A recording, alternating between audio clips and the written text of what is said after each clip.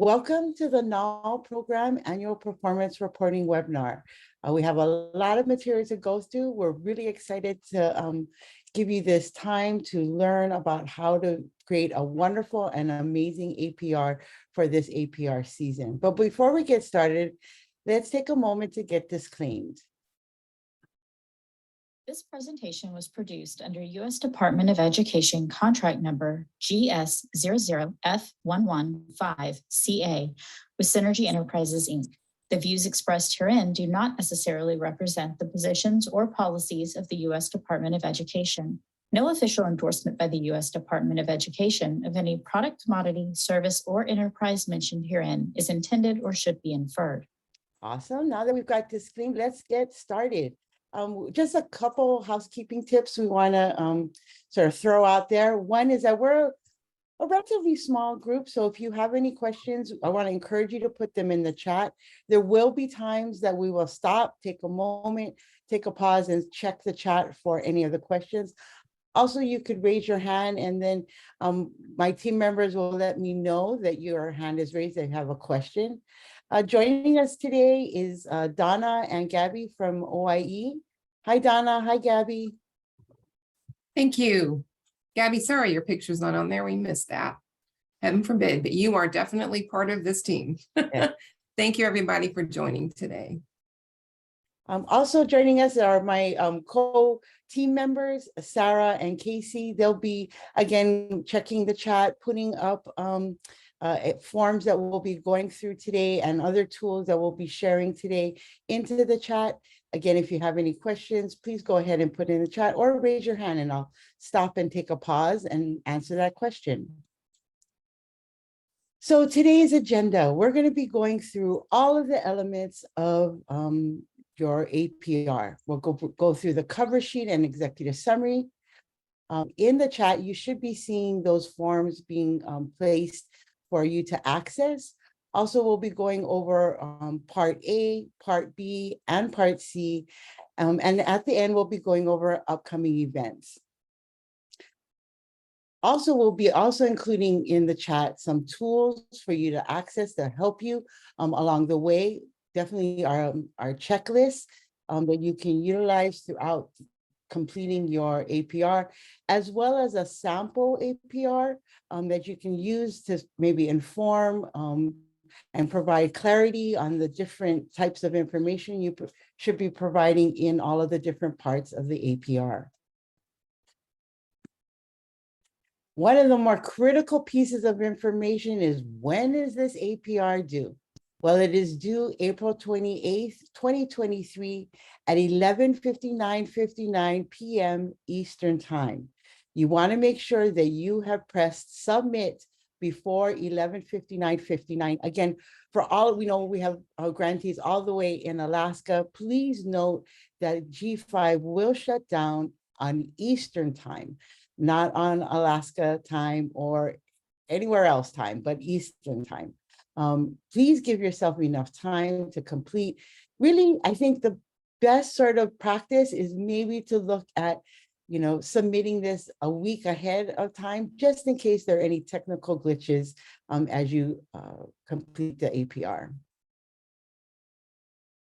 Oh yeah, thank you. I see in the chat, yes.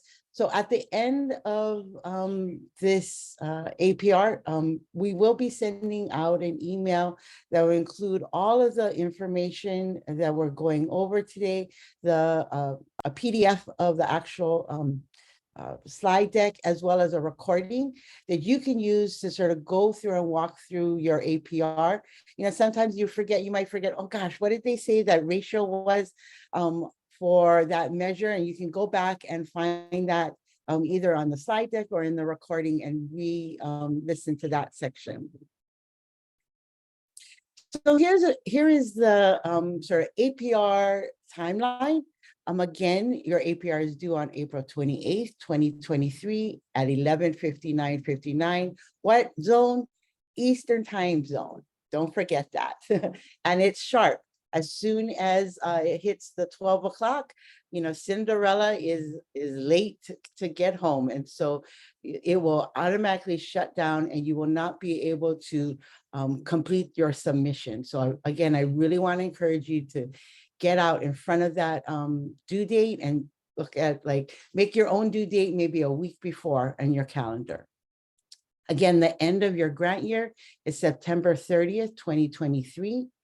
And then your APR due date will be October 26th. And so we'll go over what would qualify as an APR update, but when that time comes, it is April 26th. Now that's the deadline, but you can also submit, because your grant year ends on September 30th, you can submit it anytime between September 30th, and October 26th. So whenever you have that information within that time frame, you can go ahead and submit that.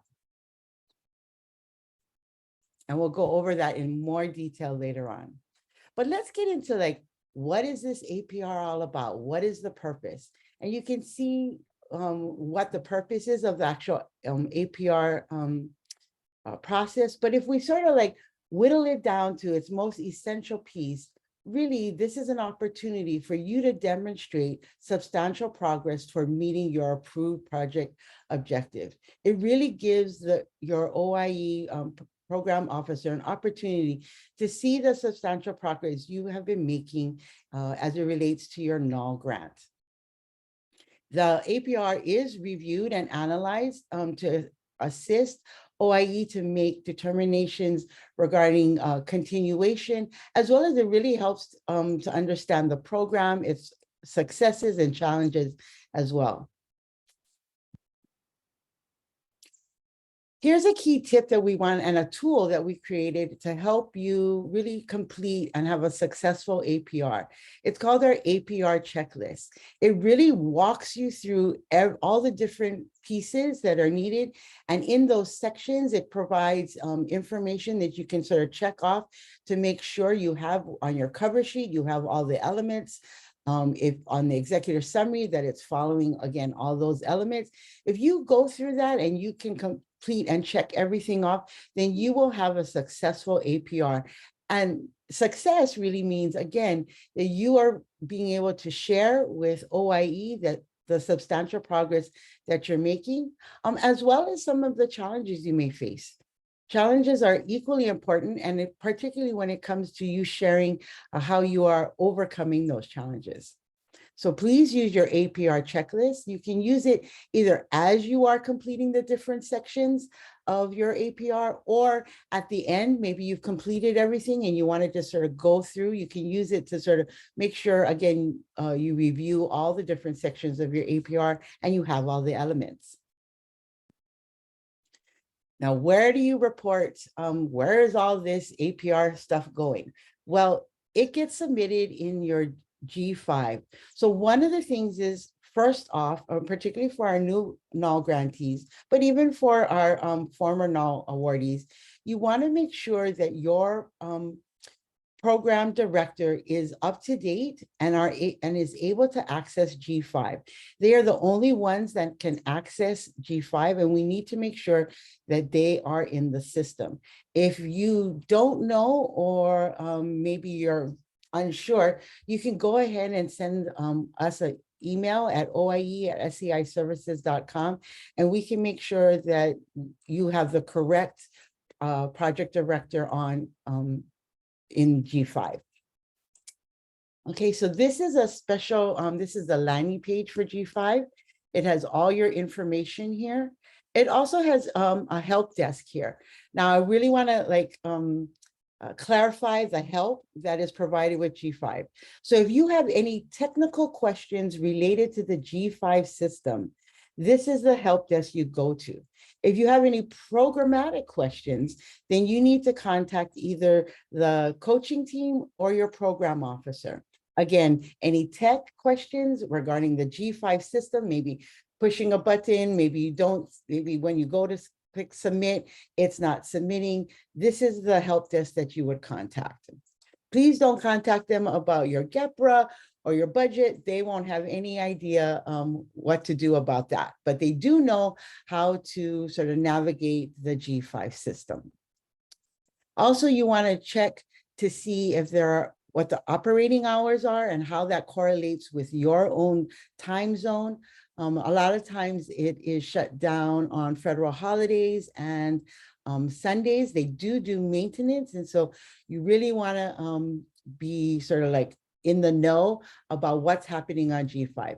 Again, another way to like alleviate stress around that is make your actual due date when you're going to submit a week or 2 weeks before the deadline. And that gives you a lot of time to sort of work through any maybe technical problems you may be having with G5.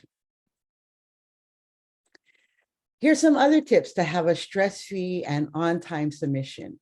Okay, this is when we see a lot that holds people up from doing an on-time submission, and it's getting that authorized representative signature on your cover sheet. And so we really want to encourage you, maybe today, go into the G5 system, complete the cover sheet fully. You may not have all the information, and so you might want to wait a little bit, but if you know that you where you are as far as your measures are, you can go ahead and go in and complete the cover sheet. Download that cover sheet, that completed cover sheet. Get that over to your authorized representative. Now, we want to make really clear that your authorized representative is not your project director. It is actually somebody that has been authorized within your organization and put into the system as being the person who has the ability and the authority to sign this form. Once you get their signature done, you want to like scan it and then upload it into G5. A lot of times what we see that creates delays is that, you know, sometimes the author representative is maybe the head of your tribal board or your nonprofit organization. Maybe because your organization is large, that person is actually located someplace else, or is just busy with running, you know, all the different intricacies of maybe your organization or your tribe's work. And so they're hard to get a hold of. And so if you get this on their calendar and get this done, that's one thing check you don't have to worry about. The other one is to use your APR checklist to make sure that all of the information is provided in your APR and is complete. For all narrative sections, what you really want to do is to create a separate document. Again, a lot of times the G5 system, after about 15 minutes, if you're just typing, it will shut down, and all of that amazing writing, if you haven't saved it, will disappear. And so go ahead and create another Word or Google document and put your narrative into that. And then once you've finished it, you've done your sort of like revising and drafting, gone through, maybe you're using Grammarly to check all your grammar and your spelling. Then once that's complete, then go ahead and copy and paste that up into the G5 forms.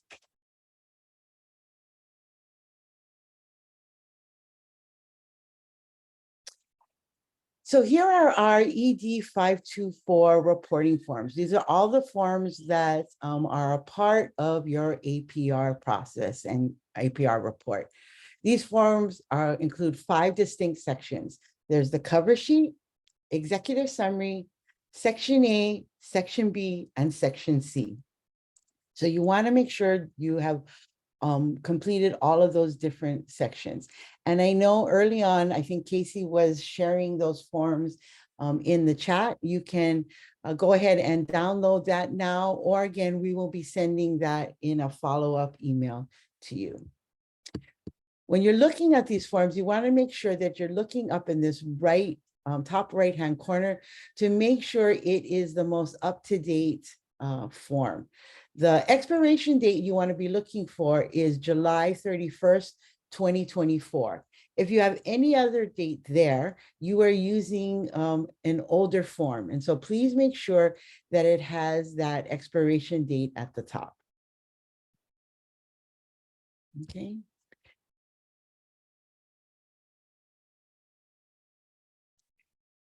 The next piece that you'll be working on is, again, we were talking about your APR cover sheet. We're going to go through this cover sheet and each item and what you should be putting in each item. first item is your PR number. So you want to make sure you're putting in the correct PR award number. I know some of you have multiple OIE grants, and so you want to make sure you are putting the number that is reflected in your NAL ED ED grant award. So that number would go there. Then in items number 7, the reporting period, that should be reported as 10/1/22 to 3/31/23. This is really all the information, whether it's your measures, your GEPR measures, your project measures, your budget is all being reported within that time frame. So that's the reporting period there. And then in item 8, so these items should really reflect what you have actually spent or obligated and drawn down from G5. So item 8A, and this is primarily for our continuing our NAL grantees. You're in your 3rd year. In 8A, you should have the number that you drew down from the number you drew down in G5 for the previous year. So your year 2, that number goes into 8A. For our new NAL grantees, because this is your 1st year, that item should remain blank. 8A should be blank for you. And then 8B. 8B should reflect what you have currently drawn down from G5. And that's for both our older grantees as well as our new grantees. That should be what is currently drawn down in G5. And then in 8C, that should remain blank. Okay. Now we're in item 9 of the cover sheet. This is really about your indirect costs. And so you want to make sure that you go through each of these sections and complete the information. If you have a direct cost rate, you want to make sure that you are putting the expiration agreement, the indirect cost rate agreement date that it covers. And so some of you may have an indirect cost rate that is from maybe 10/1/21 to maybe 9/30/25. So you would go ahead and put that date. What you want to make sure is that the date that you're putting in there covers this current grant year. So if it does not, then you need to contact your fiscal or budget office and make sure you have the most up-to-date indirect cost rate agreement that has a date that is not expired. If it is expired, then you really want to reach out to your program officer and have a conversation about that. Then moving on to item 10, all of us should be reporting NA here. There should be no, you should not be doing any work around human subject or even research. And so that should be reported as NA. Oh, shucks. Sorry, did I miss one? And then when we see here on section 9, right? Section 11 on the bottom, you want to indicate whether or not you have a data privacy and security measure certification. You should be checking yes, because that is required. Now that information may be found in a policy. It may be found in an employee handbook or a student handbook. What you can do is check yes, and then take whether it's a screenshot or upload it into a copy of it to include in your APR. You want to make sure that you have that along with your APR. Alani, if I can just step in for just a second. For the indirect cost, I do want to reiterate that if you are claiming indirect costs, that oftentimes those agreements expire in September and June oftentimes. So if you are claiming them, remember you have to give us an updated copy. So please add it on. You can add it on as part of your long PDF when you upload it. Or if you're having too much trouble, you can email it to Gabby or myself directly, and we'll get it into your grant file. But it's very, very important that we have a copy of a current indirect cost rate agreement. Thanks. Awesome. Yeah, no. All righty. Thanks, Donna. Okay, now we're moving to the back of your cover sheet. And so when you see item 12, this is really about your performance measure status. So in 12A for your annual performance report, you'll be indicating whether or not you have complete data for performance measures. Now, if you don't freak out, go ahead, press check no, but you'll also be indicating at what date you will have all of your data complete. And really that data must be available by September 30th, 2023, and it would be included in your APR update. Oh, excuse me, I clicked too much. Okay, again, here is our very critical signature from your authorized representative. I want to reiterate again that your program director is not your authorized representative. Please make sure that you know and have on sort of file or on, someplace in your notes who that person is, and download this form once it's complete. Take it over to them, get their signature along with their title and date, and then go ahead and upload that into G5. All righty. Well, throughout today, we're going to be going over some superstar, APR superstar sort of check-ins to make sure that you are understanding the information that we're providing. And it also will help us to better create future trainings and future information as it relates to your APR. And so our first APR superstar question is here.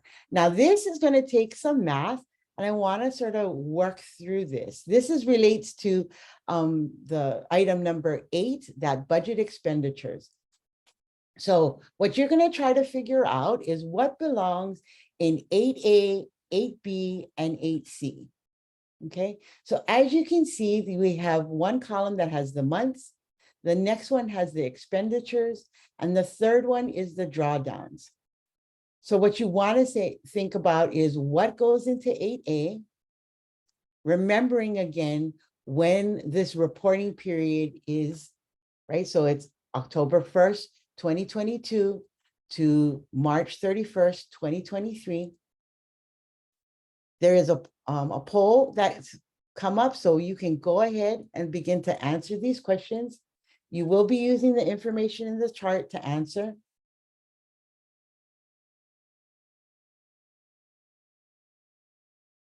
I'll give you a couple minutes to sort of look over that.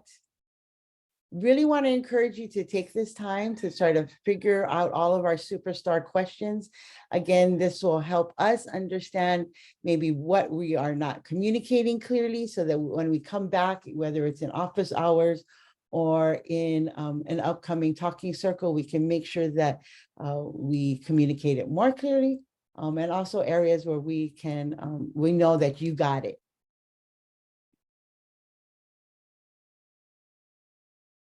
All right. Yes, I see people are in there. So we do have 15 people participating in today's APR. I really want to encourage, let's see if we can get, more of you participating in here. Right now, we have one person in. So this is Dr. Eastwood, and Yes. I'm not going to participate in the poll because I don't understand 8B, because you said it's the current drawdown, and then you gave some figures and 0, and am I supposed to pretend I know? I mean, just pick one? No, so this is how you could go about, great question, and thank you for that. This is how you would go about calculating 8B.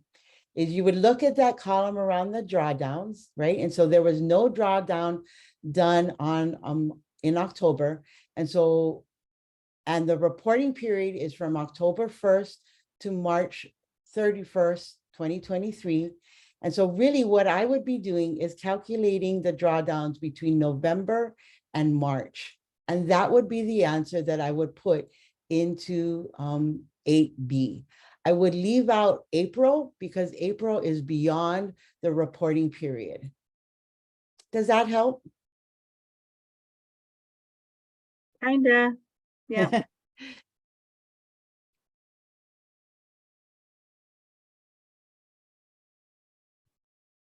Yes.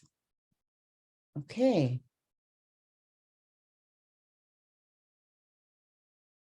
Thank you. Alrighty, so again, in 8A, because we don't have that information, you would be leaving it 0, okay? You would be leaving it blank. In 8B, again, you would be calculating the drawdowns from November to March. So that total should be there. And then in 8C, that would be blank again. All righty. Great. Great job, you guys. Now, why wouldn't we have calculated the expenditures? We wouldn't have calculated the expenditures because really in the section 8, you are reporting drawdowns reflected in G5. Okay. All righty, let's move on to the next one. We promise that the other ones won't be so tough. This one was tough and lots of math in there. Yeah, a multiple step question. Exactly. They won't be that hard, I promise. Yeah. And so let's go ahead and take a look at this scenario around this project measure and how we would complete section 12 or the question 12. So let's look. 75% of teachers will increase their proficiency in culturally responsive strategies by at least one level in 3 of 4 categories as measured by the observation rubric. Sorry, there is the question right there. So what, again, the context is observations are completed by March 31st. So what should you mark on number 12? Yes or no?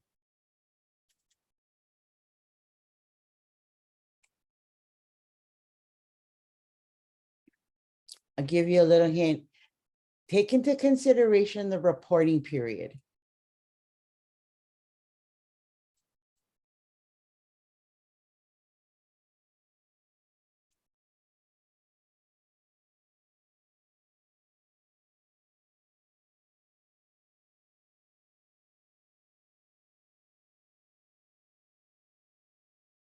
Okay.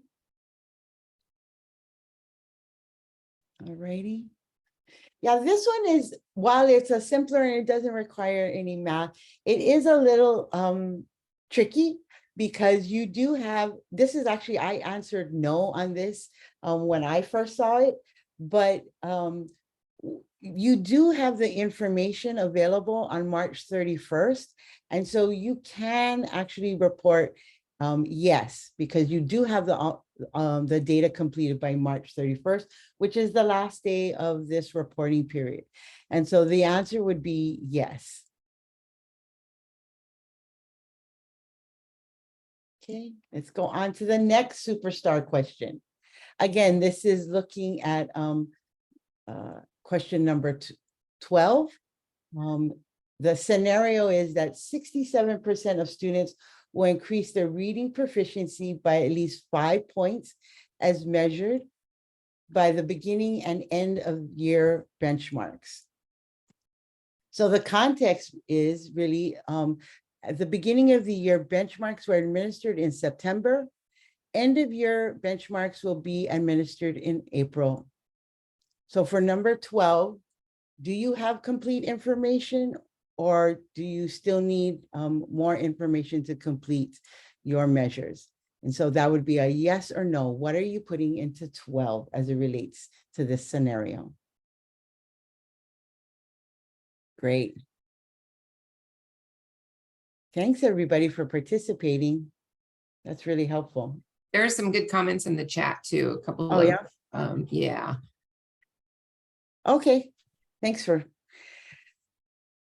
Hey, Casey, I see your question. Can you clarify the reporting periods? I think that is what is confusing for me. And okay, all right. So the reporting period is October 1st, 2022 to March 31st, 2023. And what might be a little confusing on that last question was that we are right here. The observations are completed actually on the end date, but you do have that data by March 31st. And so you can take the time between March 31st and the due date of APR to compilate and collect that data and be able to report it in your APR. Is that clearer? Does that provide more information? For our newer NAL, it'll probably make more sense once you get in there and start working through the forms. And also we do suggest that once you have the recording of this, just go back. You can stop it and start it as much as you want. It'll probably make more sense when you're not trying to understand it for the very first time as well. So the recording will be available to you and you can play it just like Netflix as much as you want. Yeah, and you can stop it and you can pause it and let it go. So just to clarify, so the report is due April 28th, but Yes. data has to be collected by the March 31st to be included in the April 28th report. Yes, that's correct, Casey. You'll have an opportunity to provide updated APR material, and we'll get to that point if that helps you understand why we're stopping there. Because let's say you have a summer program and you're collecting data for your summer program, well, that's after that date.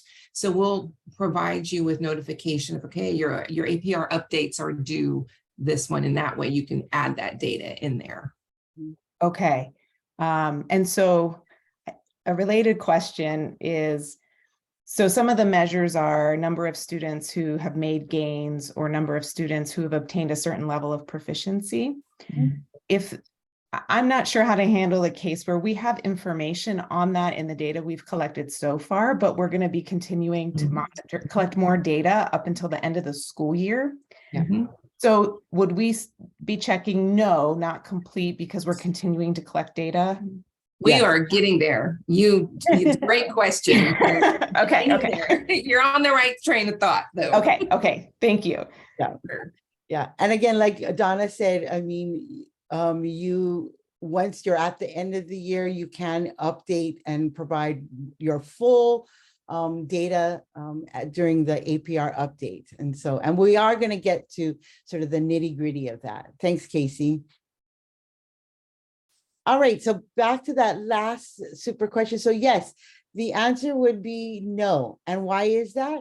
Because really, again, just like the question Casey was bringing up is that you are not going to have your end of year benchmarks until after April or after April. And so that would fall outside of this APR reporting period. However, like we were just talking about, you will be able to provide that data in your APR update. All righty. Are there any other questions? Let me see, let me check the chat. I think I got that. Okay, awesome. All right, moving on to your executive summary. And so this executive summary should not be longer than 2 pages. It should provide a narrative description of your program's accomplishments and highlights. You really want to think about your project goals and intended outcomes. Describe the extent to which your program was able to accomplish those things. And if not, again, there's not a bad thing about like not reaching, but you really want to maybe your measures, or maybe you've had some hiccups along the way, please share those challenges that you are facing and talk about how you have maybe are strategies that you're utilizing to overcome those challenges. This is really an opportunity, one of the first opportunities in doing your APR to really show and communicate the substantial progress that you're making and or the challenges that have stood in your way and how you've sort of overcome those challenges in order to continue to move your program forward. We want to make sure that you're sharing, if there's like maybe one of the challenges was hiring. We know a lot of people are having a hard time hiring. And so you could go ahead and put that in here and also talk about, what you're doing to meet that challenge. You really don't want to sort of copy and paste this narrative from section A. You really want to use it to enhance your communication again about the substantial progress of your work. Here's a tip for this section. Because this is heavy narrative, I would really encourage you to put this into another document, whether it's a Word document or maybe you're using Google. Go ahead and write that narrative out, draft it, revise it, do your Grammarly and your spell check. Once you feel like it's complete, then I would really suggest going ahead and copying and pasting it into the form in G5. You want to do this because a lot of times G5 will, it automatically times out every 15 minutes. And even if you are in the form typing, it will shut down. And if you haven't saved that information, it all goes away and you'll have to recreate it. So again, let's make this as stress-free as possible and go ahead and put that in another document. When she says shuts down, she means it times out. Okay. And so it doesn't mean that G5 just shuts down. It just means oftentimes it times out, and G5, and using Sarah's word persnickety, because it's the perfect word, it can just kick you out and make you start it all over.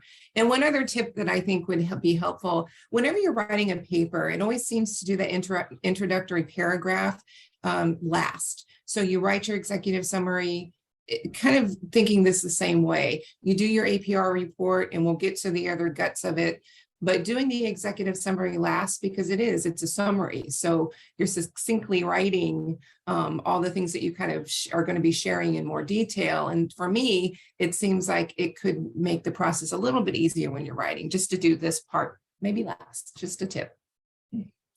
Yeah, that's a great tip. All righty, so let's go ahead and look at a sample executive summary. One of the things, again, you want to note here is that it does have the award number. Again, you want to make sure this is the correct, it's your NAL ED grant award number. This summary opens up with a short overview of the goal of the project and completion towards that goal. And then the project director takes the time to highlight achievements and or progress towards the project goal, including some data. Third, you can see that the project director took time to discuss the challenges as well and made sure to provide a detailed rationale of their actions, sort of wanting to, how they are dealing with that and those challenges.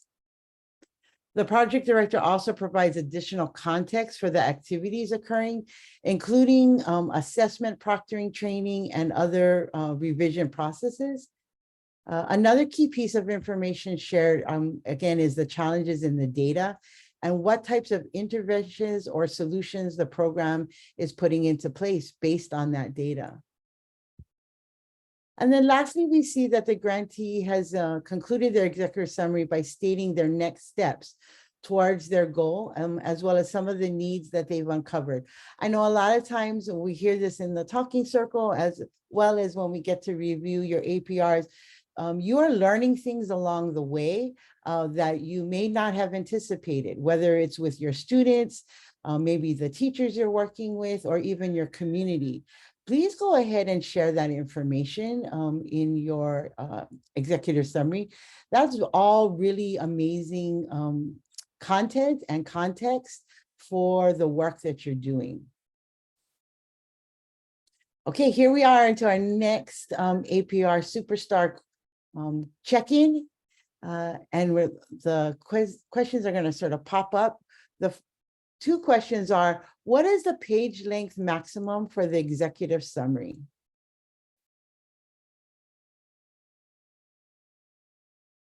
And you have some choices there.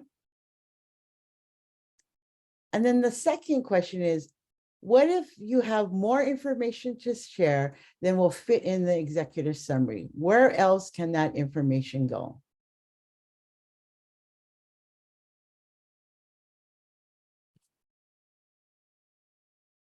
Okay, I see people are putting in their responses. Thank you so much.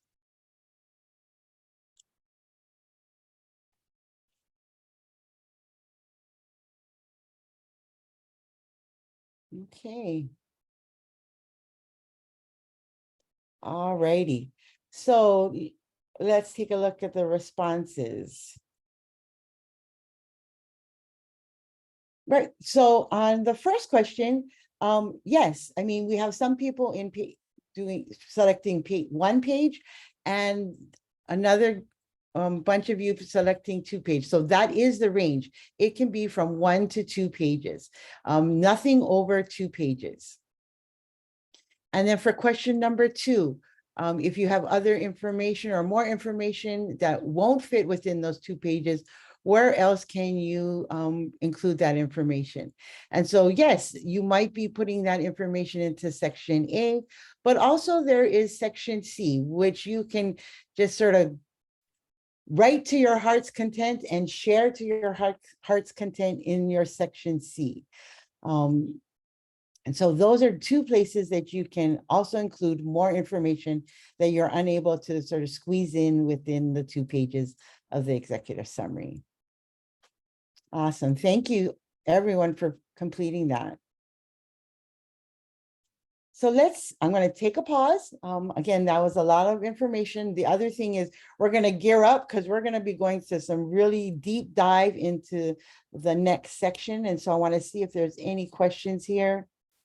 Everybody catch our breath, maybe digest in our system the content we've just gone over. All right, I don't see any other questions. Okay, everybody take a deep breath because we're now going to get into the meat of your APR report. Your section A. Again, this is really the heart of your APR report, where you are just going to be sharing with us the information as it relates to the progress that you are making. The purpose of this project status chart right here, which I know our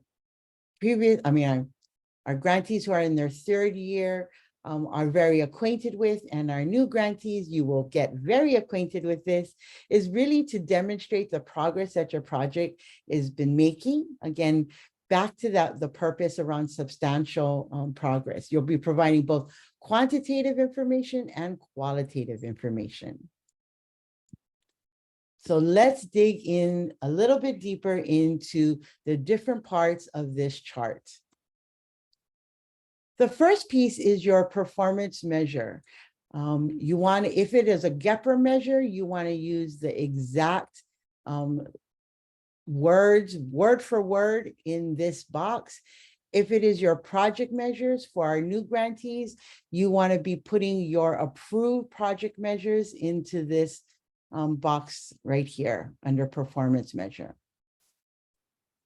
The next piece of information you'll want to complete is the measure type. And so there are 2 types. One is your GEPR measure. Those are those 4 GEPR measures that we'll be going over. And the other one is your project measures. Those are the project measures that you've created, both in your proposal as well as refined in your planners for the new grantees. For our current grantees, I'm sorry, our grantees that are in their third year, you again will be reporting all of those project measures from your first APR.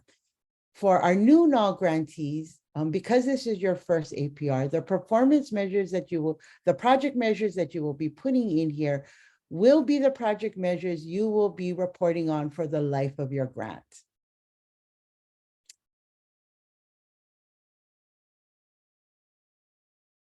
This next section here is your target ratio.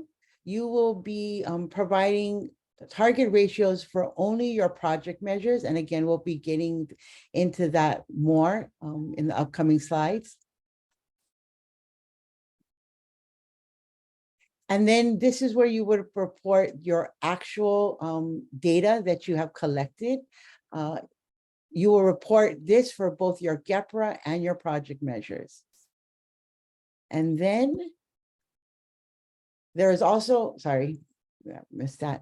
There is also qualitative data down here at the bottom in which you will provide a narrative regarding your explanation of progress. And we'll again get more into the nitty-gritty of that.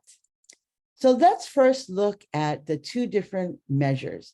Again, there are your GEPRA measures that are defined by ED, and they are labeled as GEPRA. And you report only on the actual ratios. And so if you look at this chart here at the top where it says GEPRA measure, where you see these X's, we should not see, when you submit your data, we should not see any numbers in that, in where those X's are. We should only see numbers where this green box is in your actual performance ratio, okay? So again, in the target for GEPRA, there should not be any numbers here. Sometimes G5 does get a little funky, and if you maybe mistakenly clicked on the target ratio and it won't let you move forward, go ahead and put either 0/0 or 1/1, and that will indicate that you're not reporting any target measures, but G5 is requiring you to put something there. And so go ahead and put 1/1 in that box. Next is your project measure. Again, you want to take for our grantees who are in their third year, you want to make sure you're moving the project measures that you reported in the previous years forward. And so go back to maybe last year or maybe even to your first year and copy and paste those project measures in here. And then you want to indicate the measure type as project measures. You also will be putting a target ratio here for project measures. And then in the actual performance data, that's where you will be reporting your actual data. And so again, for project measures, you can see there that you will be providing information both in target and actual.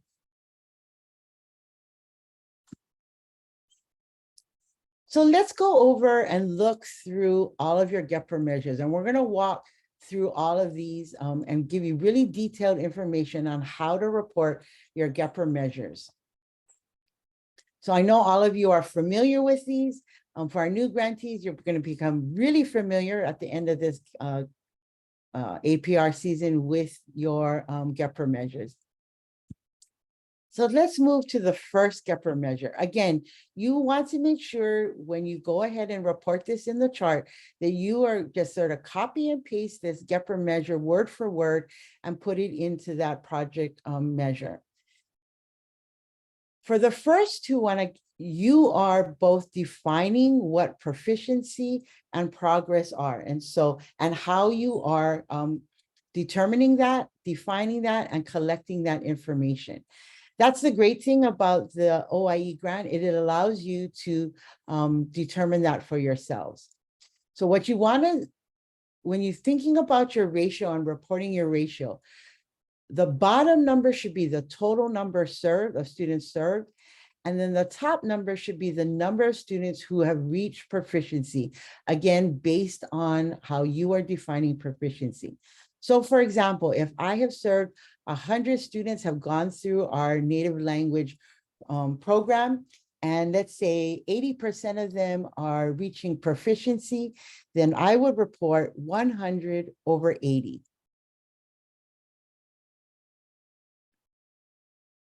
GEPR number 2 is similar in that you are able to define progress, not only be able to define it, but you are also able to determine how you are collecting that data and what progress means to you. So again, I would put the total number of students served on the bottom, and then at the top number would be the number of students who are reaching progress. Again, the way that as you as a grantee are defining progress. So if I have my language program is serving 100 students, and we have 100, let's say 90 students that are making progress, then I would report 100 over 90.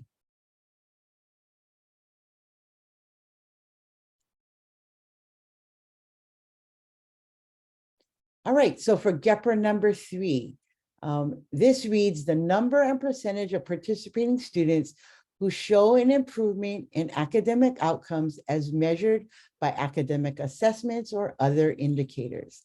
Like the first 2 GEPR measures, you're really able to define academic improvement. This could be through GPA or English language arts performance tests, or maybe even grades, whatever is sort of relevant. And even when it comes to academic improvement, defining what that is. I know many of you, because this is a Native American language program, many of you select maybe English language arts as being the measure for academic improvement. And so many of you look at performance, academic performance in English language arts. But again, you get to define what that, how you're defining that and what that looks like, and where you're collecting that data from.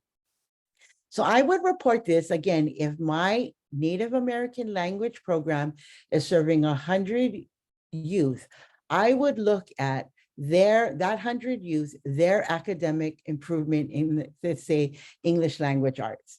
And so if 100 of my students are showing grade level improvement via maybe a quarterly assessment that our program does, then I would say, and 90 students are achieving that improvement, I would then report this as 90 over 100. Okay, just let that sink in a little bit. All right, now GEPR number 4. This is really a measure that looks at comparing 2 groups of students. And so it really is the difference between the average daily attendance of participating students, so those students participating in my Native American language program, compared to an average daily attendance of all students in a comparison group. And so here you get to determine again who that identified comparison group is. You want to make sure it's comparable to the students who are in your Native American language program. And so, for example, if my Native American language program is focused on grades K through 6, then my comparison group, I want to definitely choose a comparison group that is in grades K through 6. You don't want to compare grades K through 6 with students in grades 9 through 12. Okay, so again, and it would be the comparison group would be students who are not receiving Native American language instruction or participating in that program. And really, I think the theory behind this is that students who are engaged in their language, engaged in their culture, have higher attendance because it's more relevant and more meaningful to them. And so then they want to come and be at school. And so that's why the comparison group needs to be a group that is not receiving your services. And so for this measure, everyone in NAL should be reporting that bottom number should be 100. Now, how do you calculate that top number? So let's look at that a little closer through some examples. First, we calculate the average daily attendance of our participants. And in this case, the students that are in our native language program are reporting 98% of average daily attendance. Now, our comparison group is reporting 96% average daily attendance. Now, what I want to do is I want to calculate, because this measure is really looking at the difference between the two, is I want to calculate that difference. And so what I would see is that there is actually a 2% difference between the comparison group and the participant group. And so what I would report is 2/100. Okay, it's a positive percentage difference. Let's look at another example. So what if your participant group has a lower average daily attendance than your comparison group? Let's look at that example. So our participant group, which is the students participating in our Native American language program, have an average daily attendance of 89%. But our comparison group has an average daily attendance of 93%.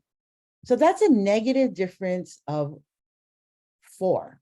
It's a negative number. And so if you do have a negative number, this is how you would report this. So again, your bottom number for this measure for everyone is going to be 100. And with that negative, you're going to report 0. So whether it's -2, -1, -7, although we very rarely see that, you are going to report 0/100.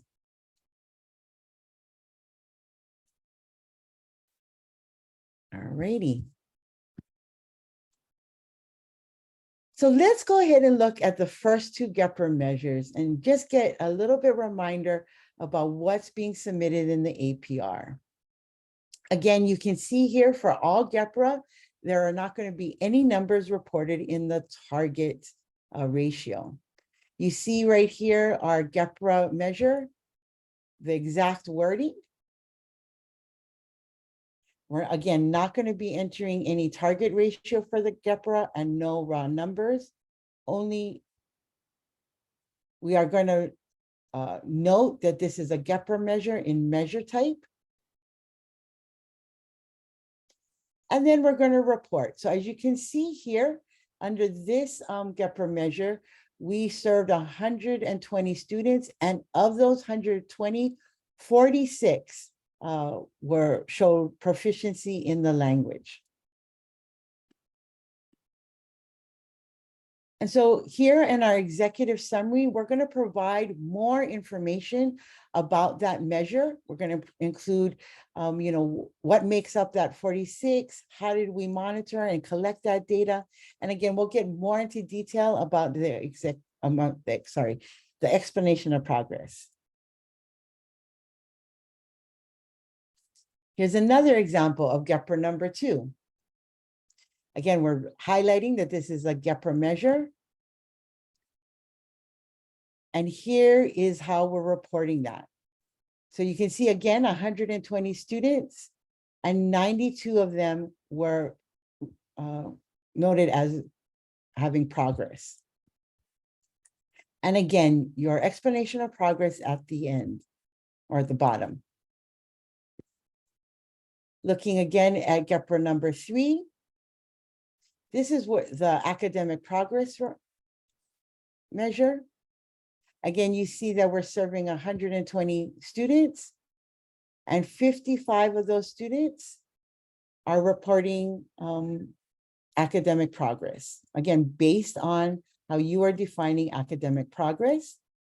And you use the explanation of progress to discuss that and share how you are defining academic progress and how you selected and what are the assessments you're using to provide that data. And here's our fun GEPR, GEPR 4. Again, you want to take a look at that. We have 100 always on the bottom for GEPR number 4. And then again, what we're looking at is the difference between the students participating in your language program compared to the students who are not participating in your language program. And then we have the explanation again that compares the two and provides more information. So what if you don't have complete data yet? If you don't have complete data yet, again, you can indicate 999 in that actual performance ratio. That will indicate that by the time September 30th rolls around, you will have that data available and you will be able to submit an updated APR. Now we're moving on to your project measures.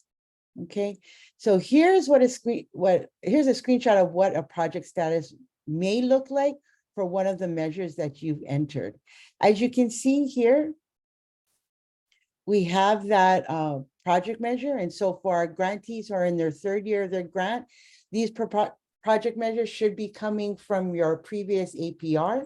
For our new NAL grantees, these performance measures should be coming from your approved measures in your planner. We are indicating that this measure type is project.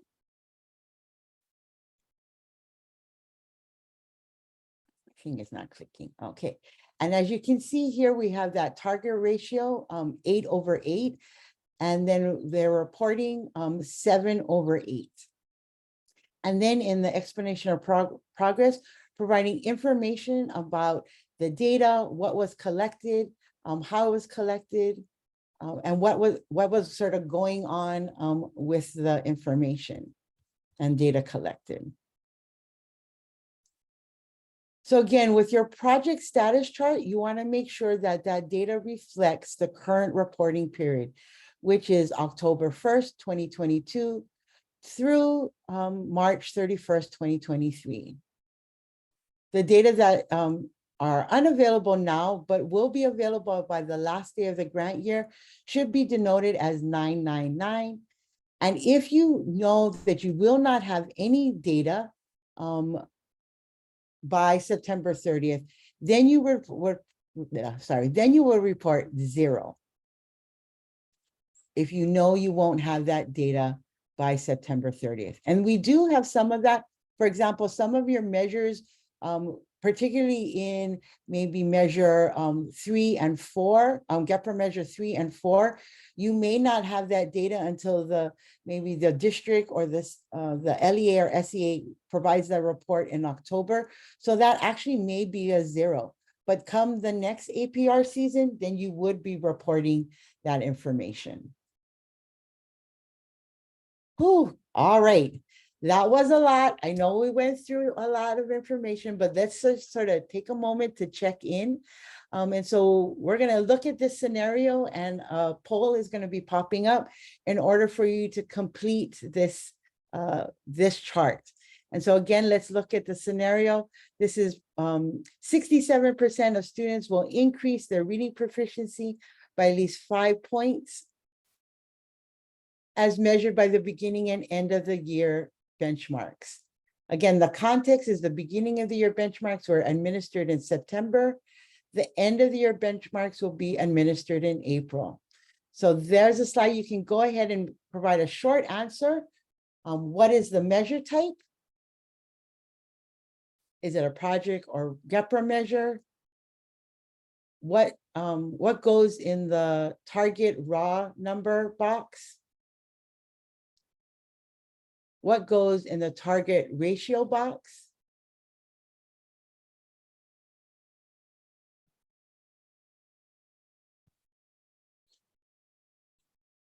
What goes in the target percentage box? And then finally, what goes in the actual performance data raw number box?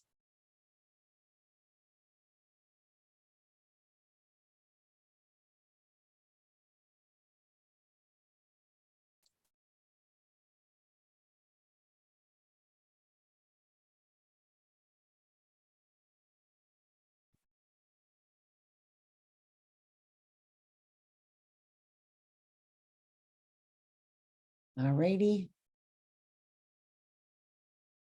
So let's see. Are you folks all seeing this poll? Because I'm not seeing anybody participating in this. Oh, there we go. Ta-da. Awesome. Thank you.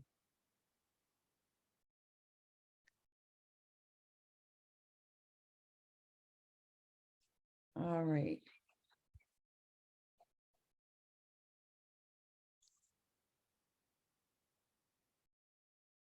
Okay, so we're gonna move forward and let's sort of take a look at what's left here. So really what goes in the measure type box would be project measure type, because this is obviously not a GEPRA measure. What goes in the target raw number, that would be 0 or nothing. Then we would report in the target ratio. Let's go ahead and look at that. What that would look like. We would report, you could report 67 over 100 would be in the target. And because of the sort of time frame of when all of the data will be coming in, we would report 999, and we would want to make sure that in our APR update, we would update that information.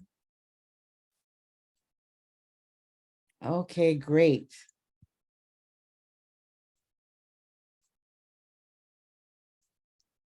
We're going to move through here because our time is running away.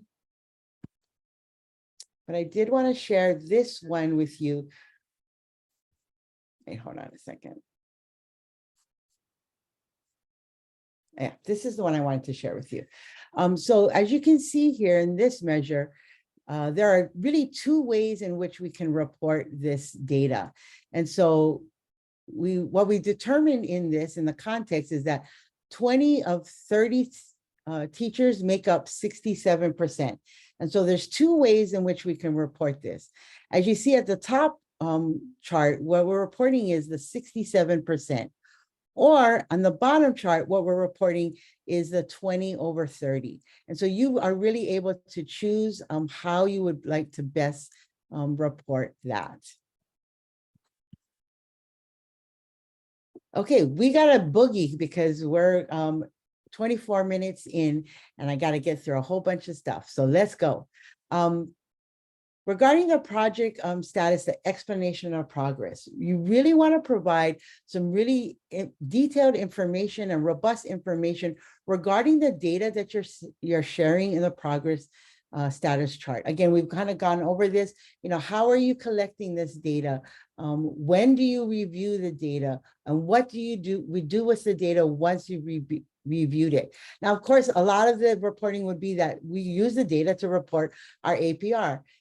Yes, but I know also a lot of you are using this data to inform decisions going on in your program. And so really share with OIE how you're using this data to, again, improve your program or maintain some of the great strides you are making in your program.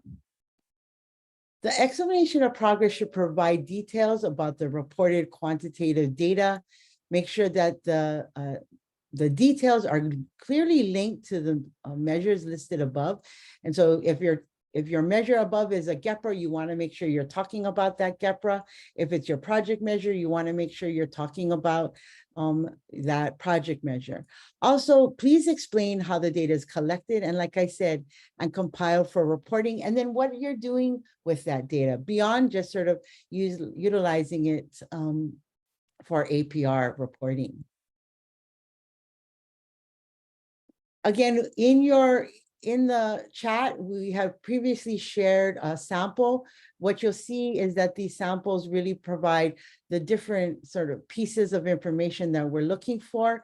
Again, when the data was collected, how much and who is being collected, and what that data reflects, and how we're utilizing this data. So I just want to do one of these APR Superstar polls. What should be in your explanation of progress if you report 99999? And that poll should be coming up.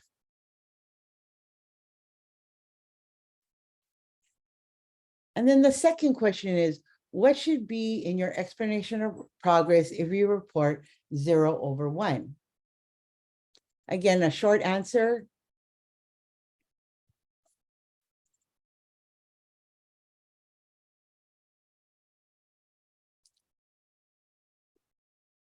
And then the third question is, which is not, I want to emphasize, not a good tip for writing your explanation of progress. And as we're waiting for that information for you to complete those questions, I'm going to move on to the APR update and then circle back on your responses. Oh, there's some already.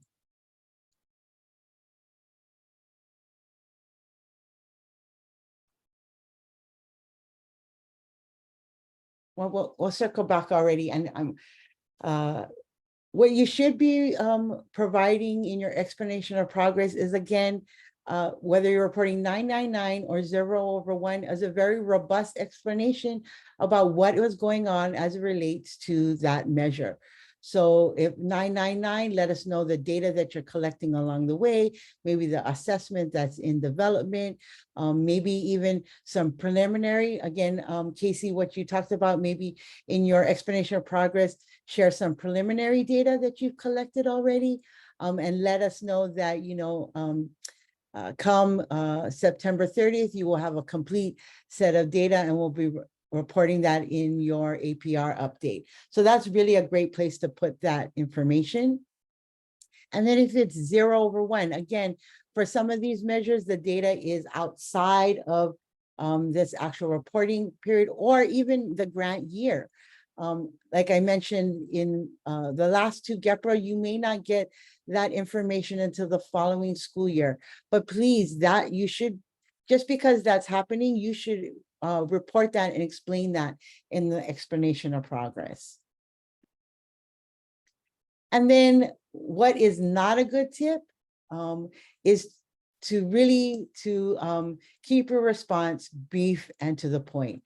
Your explanation of progress should be robust, should be really walking OIE through your the substantial progress of your program.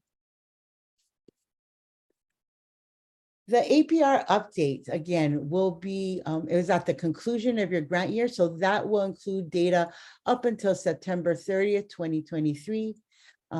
And that report will be due, the APR update will be due October 26th. Again, if you have that data completed and are ready to submit that on October 1st or October 15th, you could go ahead and do that. The APR update is only on Section A and must update any measures reported as 999. So again, you going to want to go through your APR and go and make sure that you are reporting and providing information on anything reported 999. And that will be submitted via email. It will not be in G5. And we'll be providing more details on upcoming talking circles. So that was a bunch, I know. If there's any questions, you guys are doing fabulous in the APR Superstars. So let's keep moving.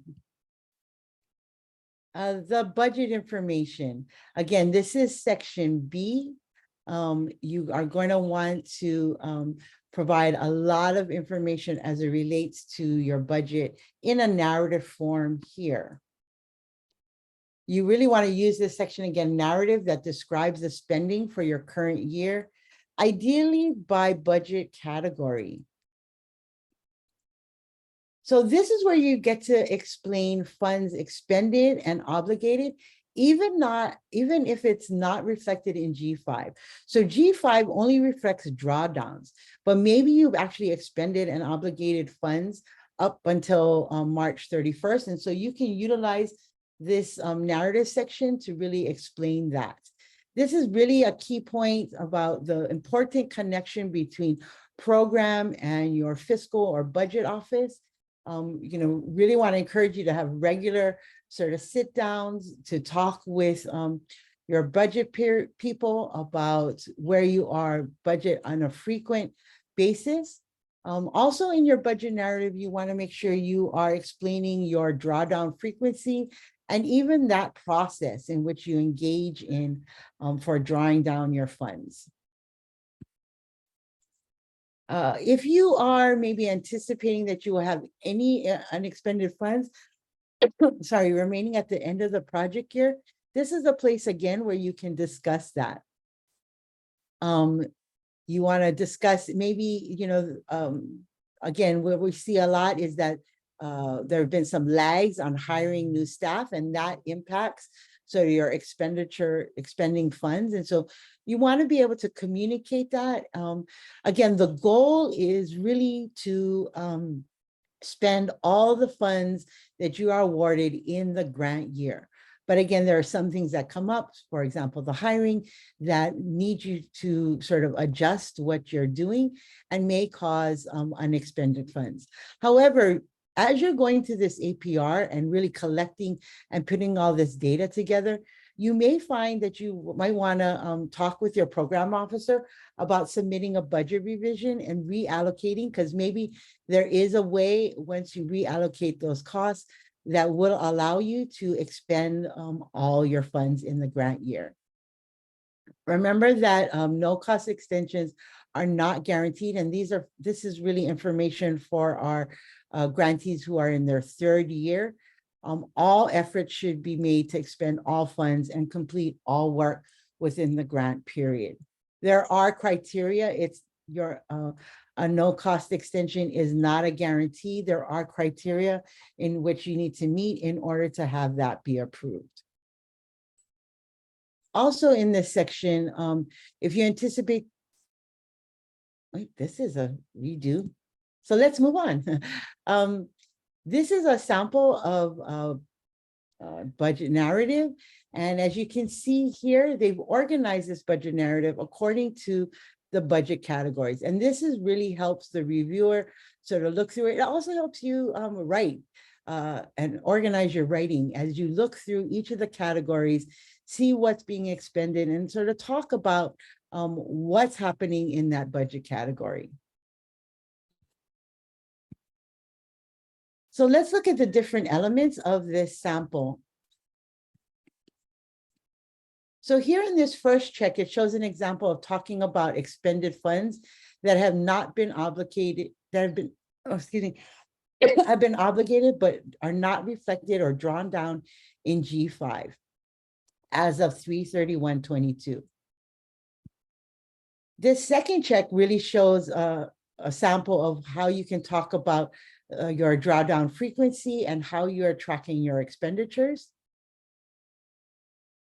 And then the third check shows an example of, anticipated over expenditure in a contractual category because of teacher assessment. However, in this example, you don't see this on the page. There was a lag in hiring, and so there is other funds, and so they will, their plan is to really look at doing a budget revision.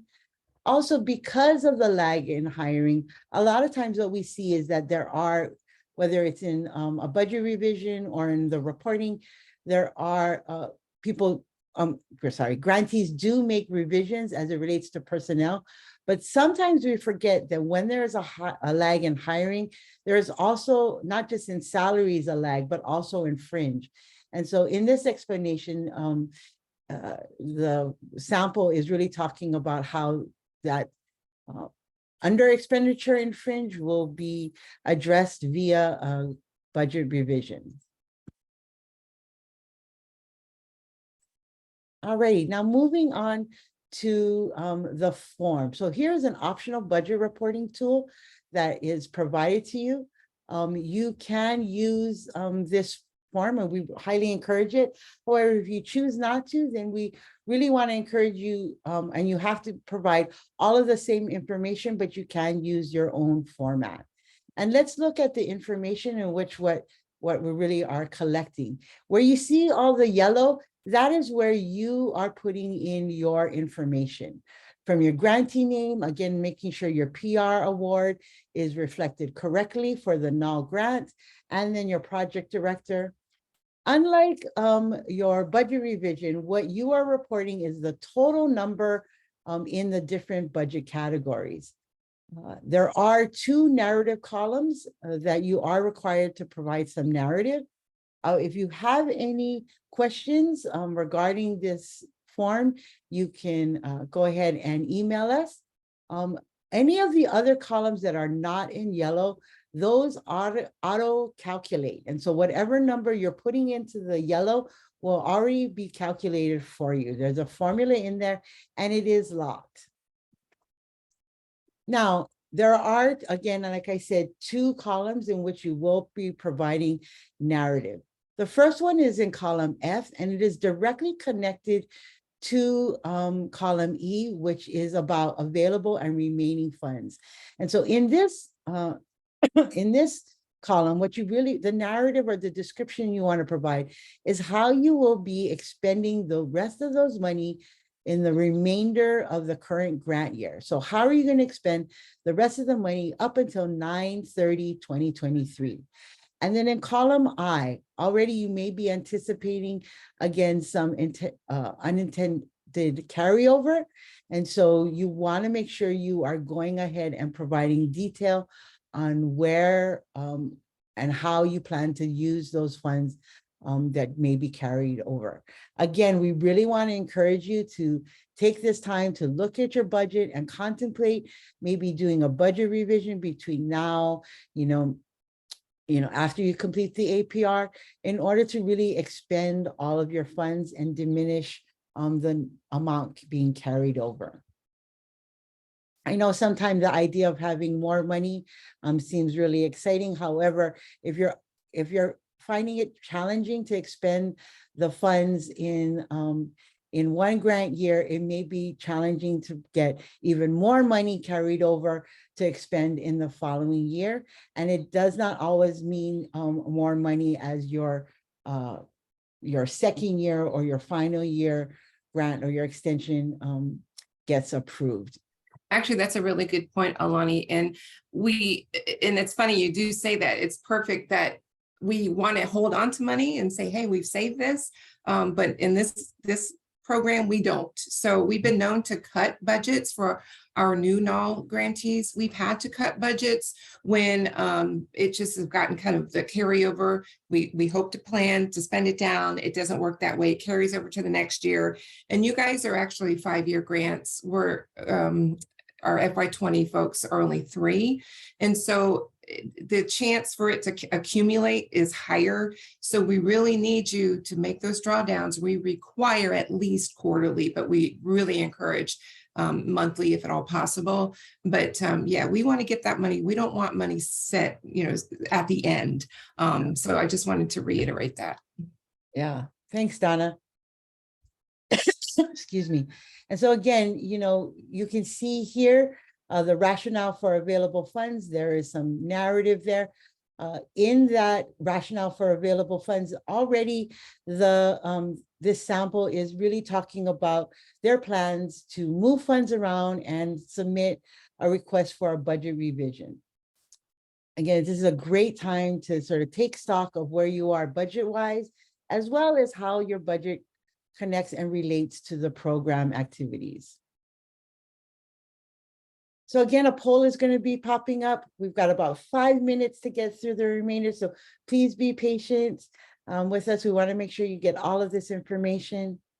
So again, here's an easy peasy poll. Do you plan to use the optional budget reporting tool? The next question is, do you need a section B budget narrative if you use the optional budget reporting tool? And then the third question, do you need an optional budget reporting tool if you use a budget narrative?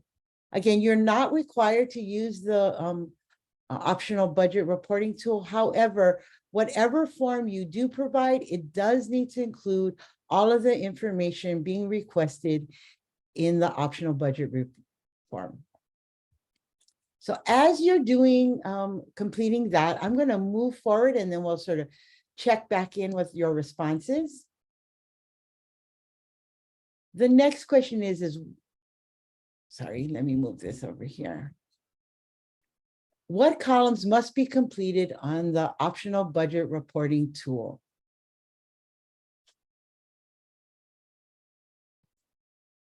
And you can go ahead and select your answers there. And while you're doing that, I'm going to see if there's any questions. Oh, see, our team is so on it. They're answering the questions. Great. Awesome. Thank you. Well, it's great to see that we're going to have people utilizing, was it sort of half and half, utilizing the, oh, sorry, the form. Yeah, it looks like everybody plans to use the form and just make their lives a little easier. Lovely.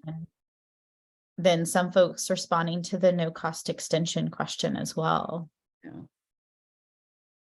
And so really, when we go back to this question, you will be completing columns B, C, D, F, and G, and I. All the other ones are already either put in there or they will auto-calculate. All right, moving on, excuse me. Moving on to section C. So section C is really a place where you can let it loose and give us all different kinds of amazing information regarding the work that you're doing. It's a place where you can include photos, student work samples, maybe even you've been recognized, your program has been recognized in maybe a newspaper or maybe even in a blog. Go ahead and share all of that information in section C. Also, you know, some of the best learning happens when we face challenges. And so again, really share with us the challenges you faced, and also, you know, how you were able to overcome those challenges.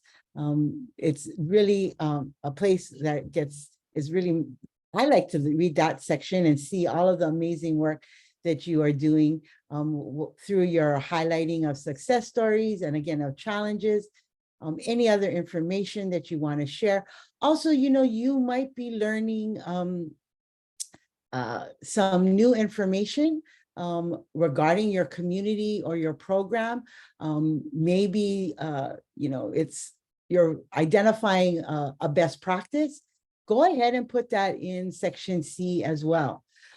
Also, you know, anything that didn't fit in the executive summary or section A, you can go ahead and put that. Now, again, if you're sending photos and student work and maybe even an evaluation report, we've seen some of those in this section, you want to put them all into one PDF. So combine those into a PDF and then upload it as one PDF. Yep. I'm almost done. We also have an optional section C reporting tool. And so this information here is information that's not collected anywhere else in the report. Now, again, you can opt in to complete this actual reporting tool, or you can go ahead and provide this information in section C. Let's walk through this form and see all of the great pieces of information that you can provide. So the first one is really, you want to make sure you have your grantee name and again, your NAL PR award and who your project director is. This next section, you can choose all of these that apply. Again, you might be doing a kindergarten through maybe even 12th grade. You go ahead and check all the boxes that fit and apply to your program. In this section here, what you want to report is during the reporting period, again, what is that? That's October 1st, 2022 through March 31st, 2023. You want to report that, the unique students. So these are unduplicated counts, as well as what you anticipate for the entire grant year. And that also includes any adults that you may be working with. A lot of times we see that those are teachers. And then this relates to your project director.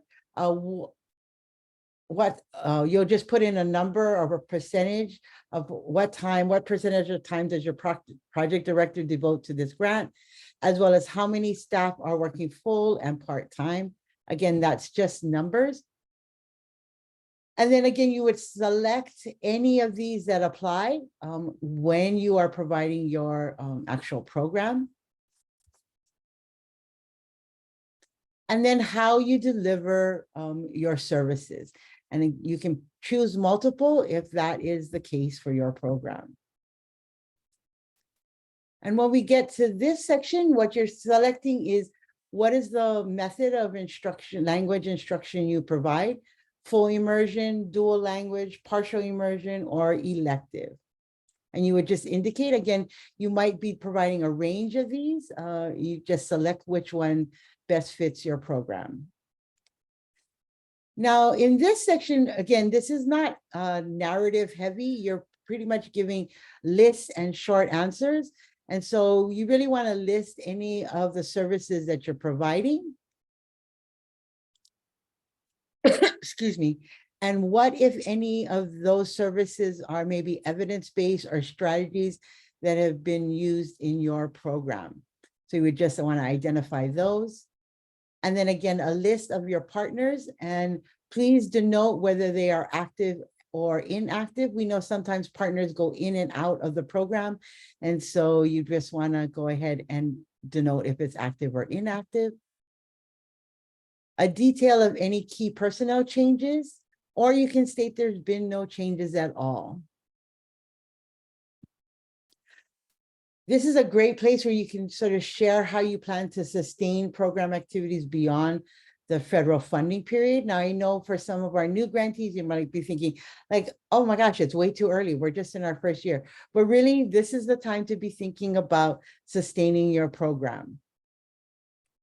And definitely for our grantees who are in their third year, please share any of those activities that you are doing in order to sustain the program. Describe any planned changes to project activities for the remainder of the project year. This may be, you're maybe revising your assessment, maybe looking at other strategies that you want to engage in. Maybe because of what you found in going over your budget, you can now provide a summer bridge program. You would want to indicate that here as well. And then in these last two, again, this should just be both one sentence responses. Just really state both your greatest success as well as your greatest challenge.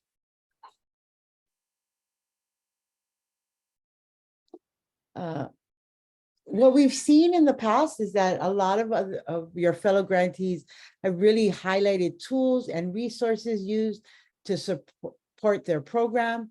They've also used, again, like I said, excerpts from their program brochures and promotional materials.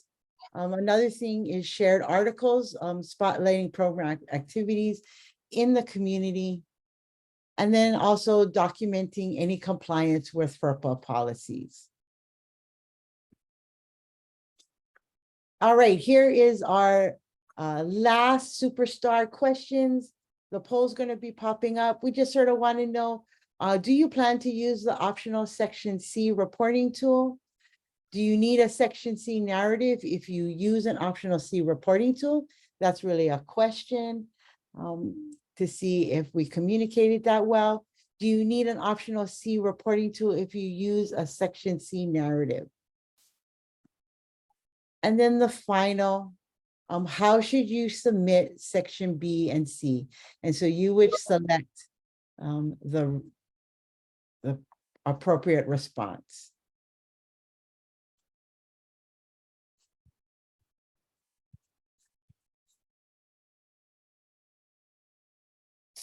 Yep. Awesome. Thank you for responding. So looks like we are going to be using the reporting tool. Thank you. And yes, you also can provide a Section C narrative.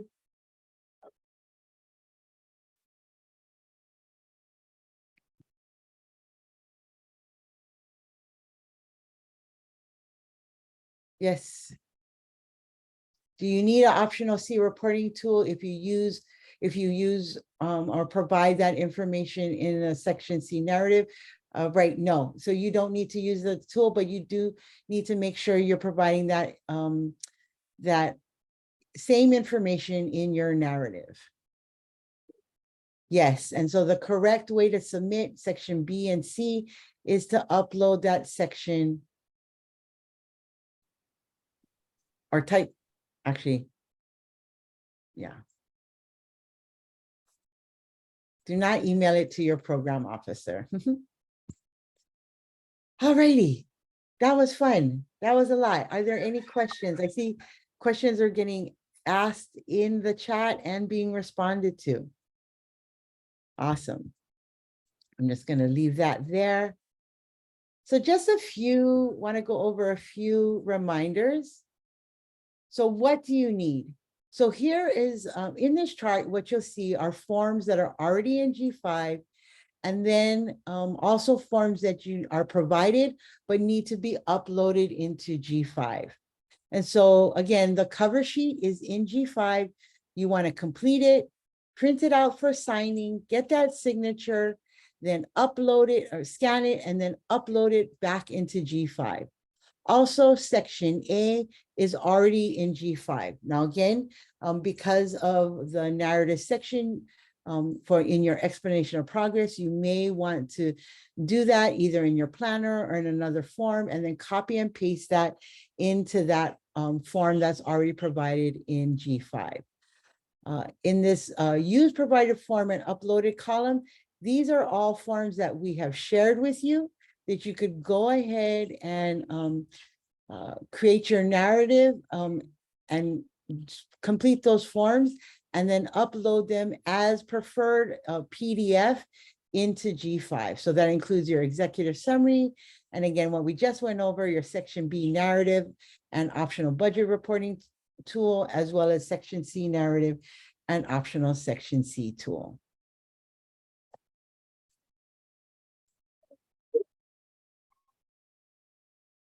Yes, Brandon, the tools, the documents that were provided in the chat will be shared in a follow-up email. Great question. So again, continuation awards. OIE makes every effort to process all continuation awards by the start date of your new budget period. In order to facilitate that, though, it really is important that you both submit your APRs on time as well as your APR update. Make sure that all the information you have is complete, as well as making sure that you are making substantial progress in any of your performance measures. If you do all those things, then you will probably not experience a delay in your continuation awards. But any of those things, if not done correctly or not done on time, will impact your ability to have your continuation award approved. OIE will update you about any carryover requests. Again, they are not automatic. It is really contingent upon you, again, explaining and showing that you are making substantial progress and are doing everything in your capable hands to make sure that you are expending all of your funds correctly. Here are some important reminders. Again, G5 is open. So maybe if you have your data and you know that you are going to, be reporting 999, then already you'll be able to finish, or are reporting 0 for your measures, or maybe you have all of your data already in. You can go ahead and complete your cover sheet. Again, download it, get it signed, and then upload it. It's all ready to go, and then tackle the other parts of your APR. Only the grant project director of record in G5 may submit the report. So if there's any question in your mind today, you want to make sure you are reaching out to find out who your project director is, because they are going to be the only ones who are able to access G5. Again, G5 will not accept reports on April 28, 2023, after 11:59 Eastern time. You will not be able to go into G5 after the reporting date deadline to revise your reports. Another key tip we want to make sure we're including is when you are completing and adding all of your documents in, you will notice by each report document, it will say complete. That does not mean that your APR is submitted. Once you see that all your documents are complete, you want to scroll to the bottom of that screen and look for the button that says submit. It's only when you press submit, then you'll get a text box that will show and say, okay, do you really want to submit? It's really going to check. Once you press yes, I really want to submit, then it should say, oh, your grant has been submitted. But just in case, what you may want to do at that time to sort of check your work is to log completely out of G5, wait a couple seconds, and then re-log into G5 and make sure that it was actually accepted and complete. If it does not have a date in which it was submitted on your G5 connected to your APR report, then you may want to go back in and make sure you are clicking the correct submit button. If there are any technical glitches, who do we call? We call the G5 help desk. They're going to be the ones to help you with that type of technical glitch. Again, this may be, you might be hearing this in your sleep tonight. Your APR is due April 28th, 2023 at 11:59:59 Eastern time. Okay, that's going to go on in your head for a while. For any of you who are in your year 3 of grant and you have a request, you're anticipating a request for no cost extension, that due date is August 18th, 2023. If you don't get one in and approved by that time, then you may not get a no cost extension. But we'll be providing more information about those no cost extensions. We're just giving you that date ahead of time. Yeah. And then also your APR update due date is October 26th. Again, this is only for Section A. If you have any new or revised data, so all you folks reporting 999, that would be you. We expect to see your APR Section A by October 26th. Again, if you have that information by October 1st and you can complete that update, go ahead and submit that to oie@seiservices.com. We'll also be having upcoming technical assistance opportunities, definitely at office hours. If you have any questions as you're going through it, you can go ahead and come into the April 27th.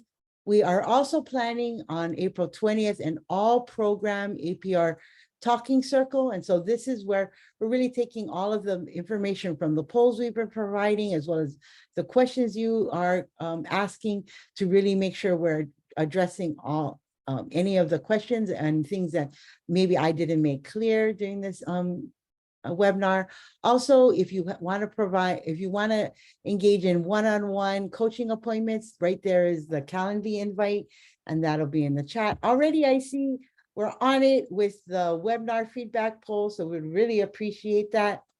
Some upcoming events, this for our student artist competition, the deadline has been extended to April 14th. I really want to encourage you to get your students in and submit any of the art they may be doing in your programs. Also, just a heads up, mark this in your date. The registration will be coming out.